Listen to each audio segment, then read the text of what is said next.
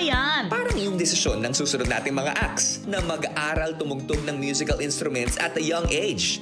Sabi nga nila, start them young.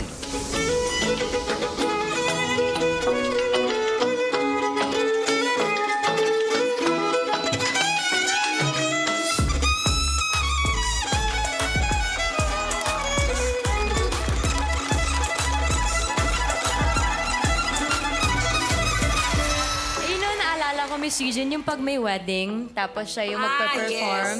Pag kinasal ka, gusto mo na may mga ganyan. Yes! Papahanap kita kapag ikakasal na ako. Pagandaan natin yan.